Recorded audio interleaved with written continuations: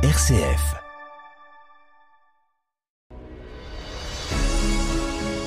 Des vies en vrai. Ces héros discrets qui nous inspirent. Avec Greg et Noé.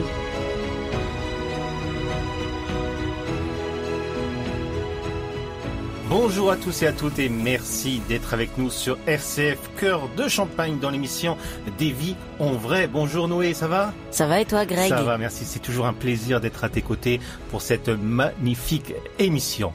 Une nouvelle rencontre aujourd'hui, un nouveau visage, une nouvelle histoire. C'est celle d'un artiste qui fait vibrer les mots et les notes.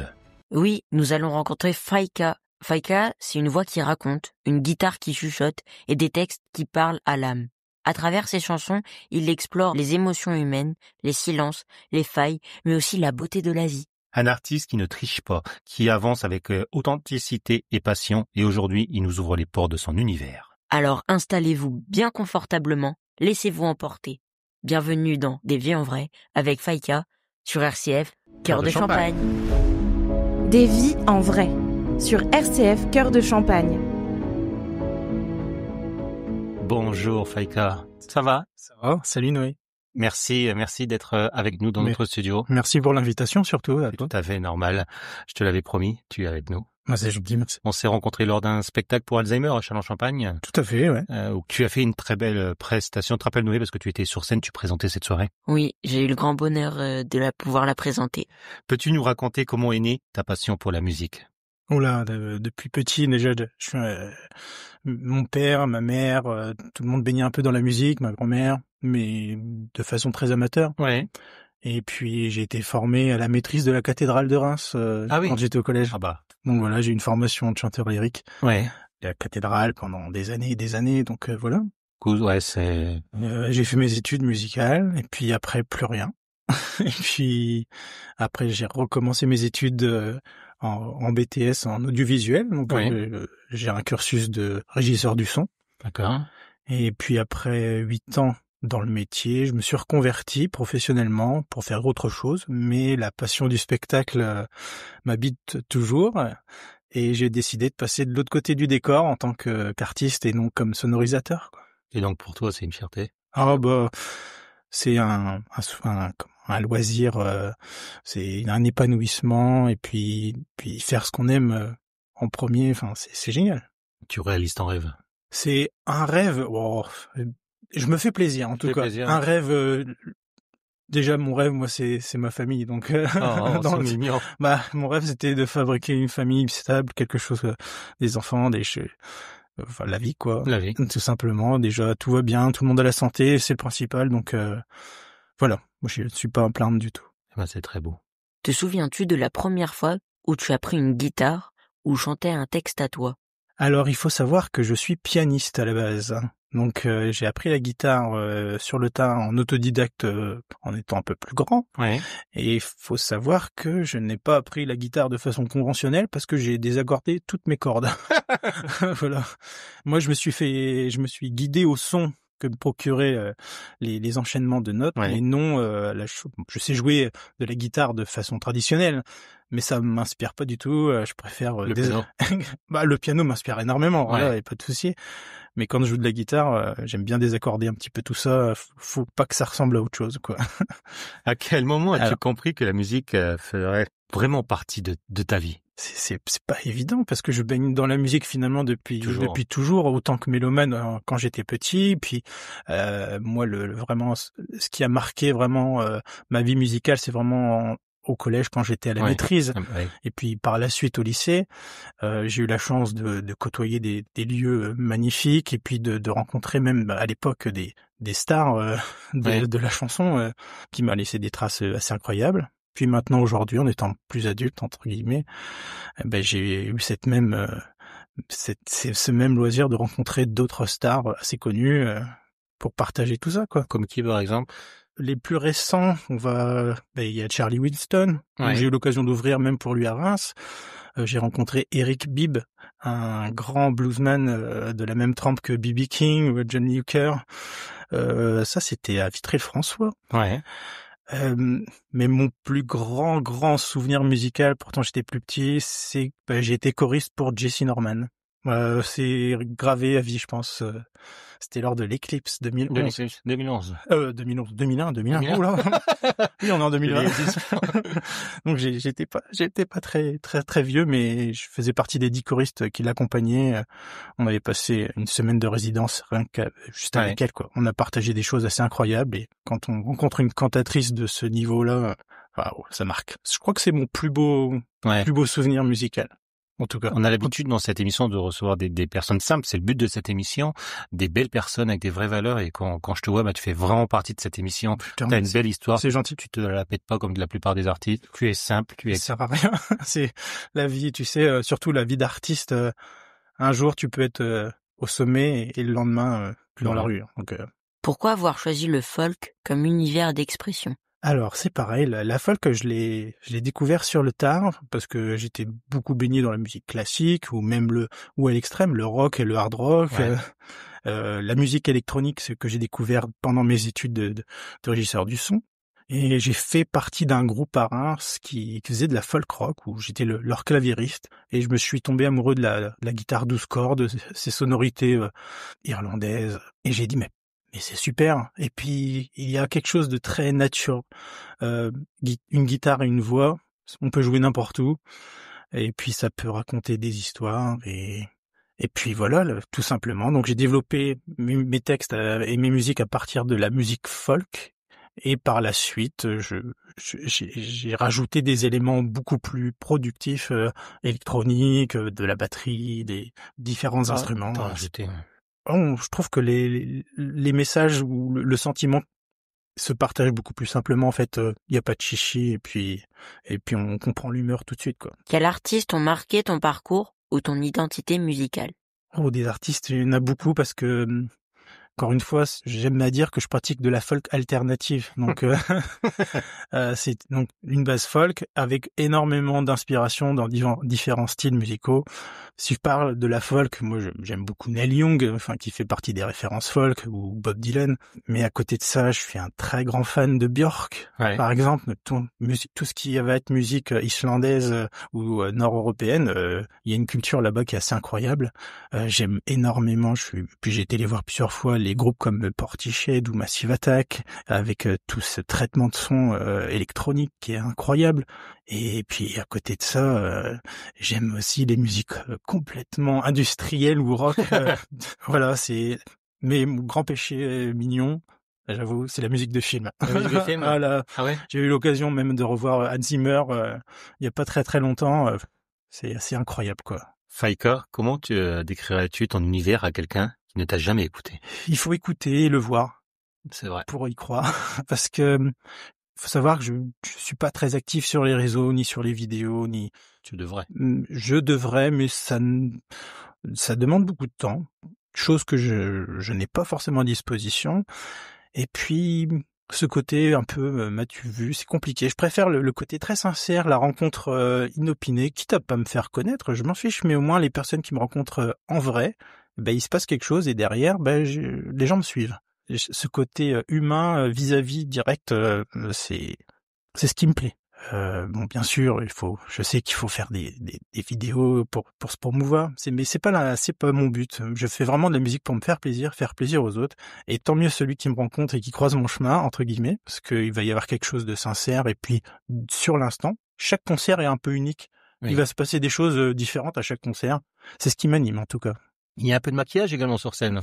Pourquoi ce maquillage ? Pour te cacher, Jouer seul sur scène, c'est jamais évident. Et la musique que je propose n'est pas forcément quelque chose qui court les rues non plus. J'ai voulu me protéger, je pense. Donc j'ai créé ce personnage qui est Faïka. Et ce personnage Faïka, c'est cet ange gardien qu'on a tous. Et c'est celui qui vous tend la main pour traverser tous ces moments plus ou moins faciles, plus ou moins durs. Enfin, la vie, encore une fois. Et cette armure me protège du public aussi. Au mois de mai, j'avais un spectacle de prévu où nombreux artistes venaient. Il y en a un qui s'est désisté. Et une personne qui est venue m'écrire sur le réseau, c'est toi, pour participer à ce spectacle. J'ai découvert ton univers. J'ai découvert Angel. Une magnifique chanson. Et depuis cette chanson, quand j'ai des doutes, quand j'ai des moments, j'écoute cette chanson. En fait, j'écoute tous les jours presque. Et c'est une chanson exceptionnelle. Mais on va écouter.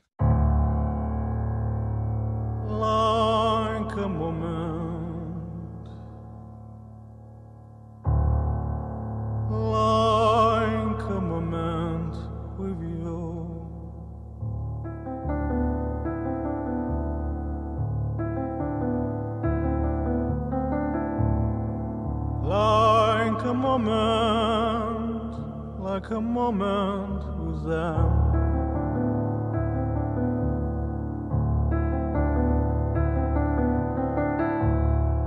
I remember the path with you.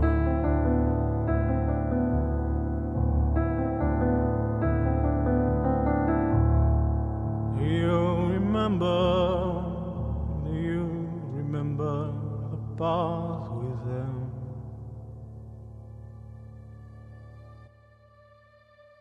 My answer.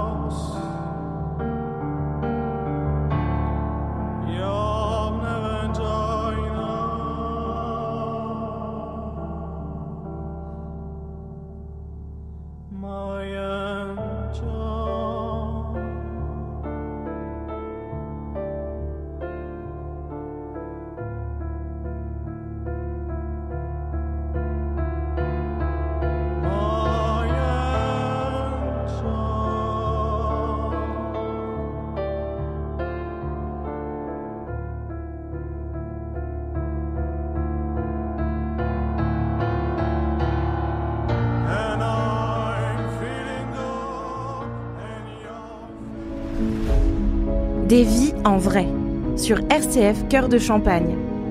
De retour sur RCF Cœur de Champagne avec Faïka.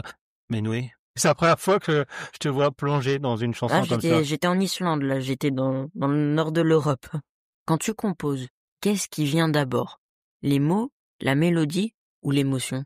Ah ben là, ça dépend. Là, pour le coup, pour la chanson que tu viens d'entendre, Angel, c'était la musique. Il faut savoir que j'avais envie d'un morceau dans l'EP que j'ai préparé, très simple, piano-voix, sincère, sans chichi, entre guillemets. Donc il y a très très peu d'instruments dans ce morceau-là, à part quelques petites nappes derrière, des choses comme ça pour enjoliver la chose. Mais en plus, c'est un morceau qui est venu... C'est Massive Attack qui m'a inspiré ce morceau-là. Ouais. Il y a un morceau de Massive Attack, piano-voix, j'ai dit mais c'est trop fort. Et puis finalement j'avais un texte que j'avais déjà écrit à l'avance, mais j'ai dit mais ce texte collerait sur la musique. Pareil, un texte pas de chichi, simple, quelques phrases, puis je chante en anglais, donc je suis pas non plus anglophone.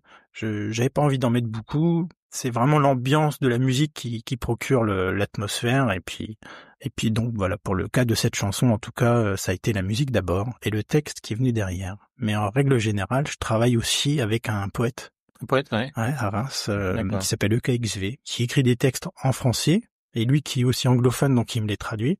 Et ces textes m'ont touché parce que il parle de choses dont je veux parler. Et puis on a collaboré sur quelques titres ensemble. Donc pour le coup, là, j'ai eu les textes d'abord, et j'ai fait la musique ensuite. Donc voilà.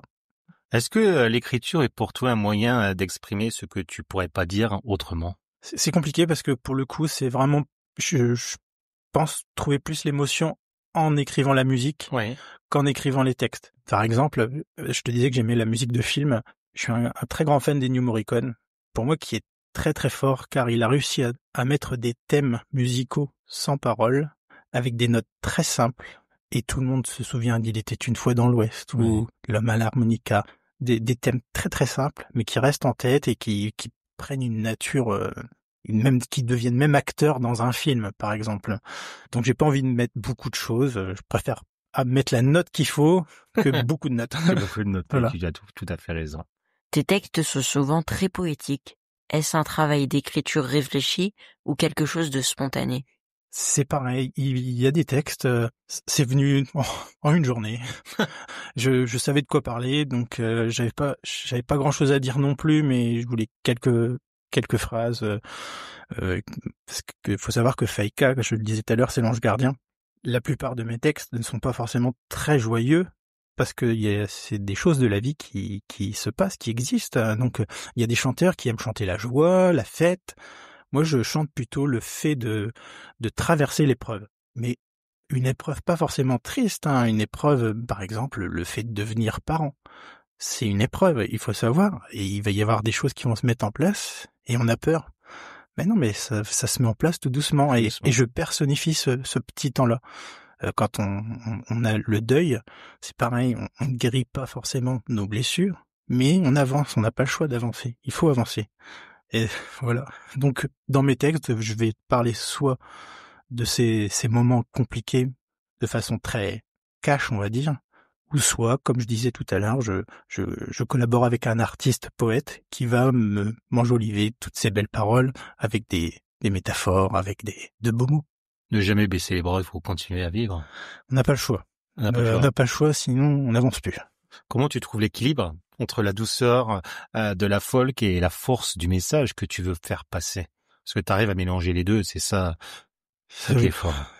C'est très compliqué parce que je le fais de façon naturelle. En fait, je cherche pas à provoquer ce que tu me dis. Je reste moi-même, tout simplement. Et puis, pour le coup, je me rends pas compte de forcément de ce que je peux dégager. C'est très compliqué en étant artiste solo comme ça de se dire, bah tiens, on dégage telle humeur. Tant mieux, mais je le fais pas en y réfléchissant. Je le fais de façon naturelle. Voilà. Faut être simple, tout simplement. C'est une vraie qualité, en tout cas. Bah, c'est vraiment gentil, mais c'est vraiment une qualité d'être simple, d'être soi-même. Bah, merci. Quand tu crées une chanson, tu penses à la scène dès le départ ou tu compenses d'abord pour toi? Je rêverais, c'est pas que je rêverais, de toute façon je vais le faire, c'est sûr. Moi, la plus belle scène, je suis sportif à côté, donc malgré mon gabarit, je fais énormément de courses à pied, de trail, de choses comme ça. C'est une autre de mes passions, et j'arrive à associer les deux, nature et musique. Et par exemple, moi, une scène que j'aimerais faire, c'est, je vous emmène en rando, allez, le public, je sais pas, une 60aine de personnes, on s'en fiche. On part marcher 2 heures, 2-3 heures. Puis on se retrouve en plein milieu d'un, je sais pas, cœur de la forêt, en plein milieu d'un lac. Puis là, tu prends ta guitare, et puis tu joues. L'avantage, c'est que, t'es pas embêté, les gens t'écoutent, et puis tu partages un moment tu souffles un petit peu, quoi. La simplicité. Tout à fait. J'ai l'occasion de le faire le long d'une plage, la nuit, les choses comme ça. C'est bête, c'est les vacances, il n'y a pas de prise de tête et on est tous bien, quoi. Quelle place tient le silence dans ta musique? Entre les notes, entre les mots? Justement, le silence est important, il fait partie de la musique, parce qu'il permet de se poser, il permet la réflexion, puis mieux s'arrêter pour mieux repartir. Est-ce que tu composes seul ou tu partages parfois les créations avec d'autres musiciens? En règle générale, je compose en solo. Je crée mes maquettes en solo, étant donné que je suis multi-instrumentiste, voilà. Mais je travaille depuis le début de ce projet avec un très très bon ami à moi qui s'appelle Tortosa. C'est Kevin Espich à Reims qui collabore avec de nombreux artistes, qui a collaboré entre autres avec la Regalia, la musique qui est projetée sur la cathédrale et la basilique. Ah oui, d'accord. Oui, et puis bien nombreux artistes. Et puis Tortosa lui-même, de toute façon, est connu maintenant, et lui, bien plus connu que moi. Et on a la chance de partager cet univers de nostalgie et l'amour des vieux synthétiseurs. Et ça a matché directement. Donc il m'a aidé à composer aussi également, à mixer, masteriser. Et depuis peu, je me fais accompagner aussi avec d'autres musiciens. Des musiciens chalonnais, par exemple. Chalonnais. Ouais, en plus. D'accord. Faïka, oui. Qu'est-ce que tu ressens quand tu interprètes un titre que tu as composé plusieurs années plus tôt? Il manque de l'émotion, il manque quelque chose? Faut dire que donc Faïka, ça a démarré fin 2017, début 2018. Il m'a fallu 3-4 ans pour vraiment savoir où je voulais aller. Et finalement, aujourd'hui, je joue des morceaux que j'ai composés dès le départ. Non. Et c'est des morceaux, aujourd'hui, quand je les joue, finalement, ils me rassurent. Ils te rassurent? Parce que au moment où j'ai créé Faïka, j'avais vraiment des choses, des émotions à faire passer. Et du coup, je défends ces émotions jusqu'au bout et je me lasse pas de les jouer pour le moment. Donc, tant mieux. Est-ce que ton rapport à tes chansons change avec le temps? Alors, il y a des titres, à un moment, je vais les mettre de côté. Je vais me dire, je vais les retravailler, je vais faire autrement. Et puis, avec les rencontres qu'on fait au fur et à mesure du temps, on se dit, tiens, et si je mettais plutôt un violoncelle, si je mettais ceci, cela. Du coup, je les mets dans un coin, elles sont pas perdues, et puis je les retravaille, je les ressors un peu plus tard. Et puis d'autres, non. Il reste à l'oubli. À l'oubli. Je me dis, je garde le texte parce que malgré tout, le texte, c'est aussi du travail. Et puis, la musique, on pourra toujours refaire autre chose. As-tu un souvenir fort, un moment sur scène qui t'a particulièrement marqué, que tu n'oublieras jamais? Ce que je disais tout à l'heure, mais là, c'était pas en tant que Faïka, c'était en tant que choriste, quand j'ai chanté avec Jesse Norman. Là, c'est ancré, mais en tant que Faïka, oui, c'est ce que je disais aussi en off tout à l'heure, c'est que chaque concert, il se passe quelque chose d'unique à chaque concert. Un moment, j'aurais tendance, et c'est bien plus fort que moi, à parler avec le public. Et bien trop parler même avec le public. C'est ce que me reprochent un peu mes collègues musiciens. Parce que je me sens bien. Finalement, je me sens bien. Et puis, je suis comme à la maison avec les amis. On discute, on raconte des bêtises. On dédramatise un peu cet univers un peu sombre. Ouais. Je veux pas qu'on voie Faïka non plus comme l'ange gardien noir qui fait peur à tout le monde. Non, au contraire. Je suis quelqu'un dans la vie qui est plutôt très jovial. Et bon, c'est sûr que c'est un peu paradoxal par rapport à l'image que je donne, mais c'est tout. C'est plus fort que moi, c'est ma nature, je parle. Et en fait, des souvenirs de concert, j'en ai une multitude et souvent des souvenirs assez rigolos. Ouais. Ne serait-ce que sur le nom de mon personnage Faïka, car je ne sais pas si c'est dans tes prochaines questions, mais on me pose souvent la question Faïka. Qu'est-ce que c'est, ceci, cela. Et en fait, Faïka, c'était le nom du chien avec lequel j'ai grandi, un grand Saint-Bernard, tu sais, ces chiens de montagne. Oui. Et c'était même Faïka, le cri de l'alarme. Mon projet initial, parce que mon Saint-Bernard, qu'il soit heureux ou triste, il pleurait tout le temps. D'accord. Et c'était un double mot, le cri de l'alarme. Tu sais, l'alarme qui pleure, et puis le cri de l'alarme, la sirène qui retentit. Il se passe quelque chose, faut réagir. Mais c'était trop long, le Faïka. Du coup, j'ai juste raccourci en Faïka. Et il s'avère qu'au fur et à mesure de mes rencontres, j'ai rencontré des amis turcs qui me disent que Faïka, ça veut dire espoir. Alors là, quelle coïncidence. Et lors d'un concert, je raconte cette anecdote. Et dans le public, on pose la question à une femme turque qu'on ne trouve pas. Mince, où est-elle passée? Elle était partie fumer dehors. C'est tout. Elle revient. Et tout le monde s'empresse de lui poser la question devant moi. Comment on dit espoir en turc? Si tu veux, c'était pour valider mon anecdote. Ouais. Et tout le monde s'attendait à ce qu'elle raconte Faïka, et elle nous sort Humut. Ça n'avait rien à voir. Du coup, qui disait la vérité, je ne sais pas, mais cette anecdote, on a bien rigolé sur scène. Ouais, j'imagine. Donc je préfère garder le mot espoir, au moins ça me correspondra plus. Espoir. Voilà, c'est une des nombreuses anecdotes rigolotes sur le personnage, quoi. Du coup, t'as anticipé la question sur le nom de Faïka. Eh ben voilà, tu vois. Quelle place occupe ton public dans ton processus de création? Oh, t'as travaillé, Noé. J'ai anticipé la question. J'ai réfléchi longuement. Ah bon. Quelle place au plus? Je sais pas. Quand je raconte mes anecdotes au public, justement, où je raconte un peu ce que disent mes textes, le public se sent concerné très rapidement parce que, encore une fois, je raconte des choses qui se passent dans la vie réelle. C'est pas, tu vois, si je devais comparer, c'est pas du tout une critique ou quoi que ce soit, mais quand tu regardes les clips de chanteurs de rap R&B avec ce monde créé avec les grosses voitures bling bling, l'argent qui coule à flot et tout, c'est une facette, mais c'est une fausse facette de la vie pour y arriver. Ça veut pas dire qu'il y en a qui arrivent pas, hein, mais ils ont travaillé pour y arriver. Donc, sauf que 90% des gens, c'est pas ça du tout. Hein. On se lève le matin, 6h, 7h, hein, on va métro boulot dodo, et puis on paye nos impôts, et puis voilà. Donc c'est pour ça les choses que je raconte à mon public, le public se sent très très vite concerné parce que on vit la même chose tout simplement. Oui, sincérité, franchise, la vraie vie. Faïka, pour la dernière question qu'on te pose tout simplement, on va parler de tes projets du moment. Est-ce que tu as un album prévu, de nouvelles compositions, des spectacles à venir? Alors en ce moment, je suis un peu pas en stand-by parce que j'ai quand même mon milieu professionnel premier qui me prend beaucoup de temps. J'ai un vinyle qui est sorti l'année dernière que j'essaye de faire découvrir au maximum de gens. Ouais. Donc vinyle qui a été très très accepté dans le monde. Là, je vais retourner un petit peu me remettre dans mon sous-sol à essayer de poser mes autres titres dans les dates. J'ai eu des belles dates au début de cette année. Qu'est-ce que j'ai avoir 14 novembre, je vais jouer pour un vernissage. J'aime beaucoup les endroits très intimes et puis il y a des endroits qui me font très vite confiance où la culture n'a pas de limite. Donc au moins on peut tester des choses un peu différentes. Normalement, je viendrai à Châlons février à la bibliothèque. D'accord. Pour justement jouer et parler de mes titres. De tes titres. Voilà. Et puis voilà, puis il y aura bien d'autres choses. On peut suivre ton actualité où? Et les réseaux. J'en ai pas 15 000. Bon, les Facebook, Instagram, pour le moment, il y a pas de site internet. Enfin, ça sera en cours. Et puis après, tu peux me retrouver sur toutes les plateformes musicales. Donc Faïka. Voilà. Pour clôturer l'émission. Et d'habitude, on demande à nos invités de nous dire s'ils devaient remercier quelqu'un. Pour toi, ce serait qui? J'en ai des gens à remercier. Déjà vous, parce que vous m'avez invité. C'est la première des choses.